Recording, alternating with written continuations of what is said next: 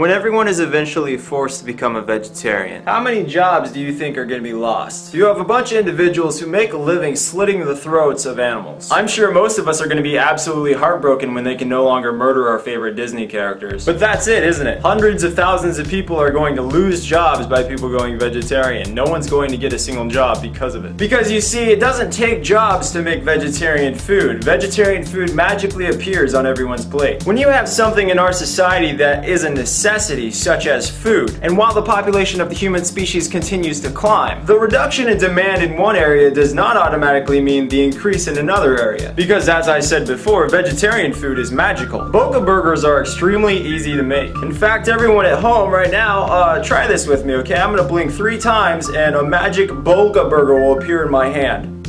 1, 2, 3.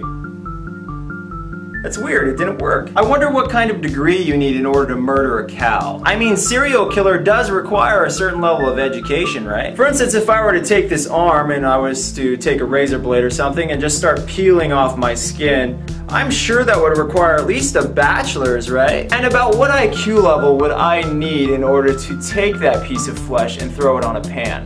It can't be very low. But I think most important of all, how intelligent do you need to be in order to see the contrast between a plant and a human and a cow and a human? But you know what? Because we're murdering the plants, we might as well murder the cows too. And because the cows are clearly edible, there's also another creature that has a similar meaty substance, dogs and cats. Let's eat those too. And after we eat the dogs and cats, I have a fish tank full of fish. I think I'll eat those as well. Oh, and my little sister, she's made of meat. In fact, you're watching this video, which means you probably have eyeballs, which are also made of meat, so, can I eat your eyeballs? Gosh, I really would love to have me some eyeballs right now, because that's so delicious sounding. Listen guys, when you fight vegetarians and you fight vegans, you're fighting animals too. You're saying that animals should die. Our history has shown that over time we acquire more and more moral integrity. Genocide used to be very popular. Slavery used to be very popular. Racism and hate crimes used to be all over the place. And that's kind of the thing that baffles me, is a lot of you guys are fighting for animal rights and all that stuff, which is great, but you have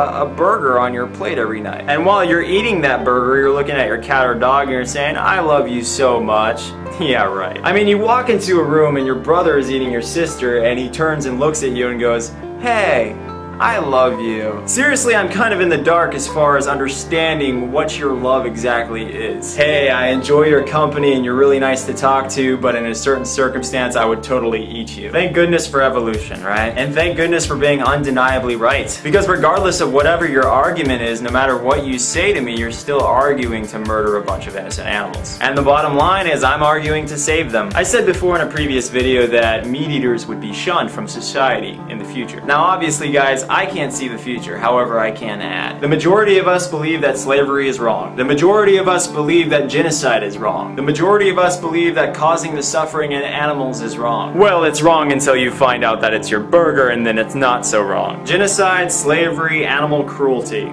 All wrong. And then you bring innocent animal murder-free healthy diet will extend your life into the picture. I challenge all of you to try a vegetarian lifestyle. Find out how much more energy you have every single day. Find out how much weight you're gonna lose. Check out how many different flavors of burger that Morningstar and Boca have. By all means, if you don't believe me, compare the nutritional information of a vegetarian diet versus that of a meat diet. Oh, and just FYI for all the people who have been calling me a hypocrite for having cats. Once again, I have the information and the meat eaters do not. My cats are vegetarian. At some time ago, I started buying them vegetarian cat food, which by the way extends their lives as well. We're talking about them living 1/3 to 1/2 longer. Guys, seriously, just get past my dickery and just realize what's best for you, alright? You will live longer. Animals will not die. Vegetarian burgers taste better than real burgers. And for once, I can finally use this phrase, don't knock it till you try it. I tried your lifestyle and it sucked. You have the greater potential for depression, the heavy feeling, the rotting meat in your stomach on a regular basis. It's just so amazing that when you guys look at me, you see a villain when all I'm trying to do is save animal lives and extend your life. Just try not to have a horrifyingly stupid expression on your face when everything I say about the future is going to come true. People are already getting thrown in jail for killing their own animals. How long do you think it's going to take for them to throw you in jail for hiring an assassin with a GED to go out and kill someone else's animal for your meal?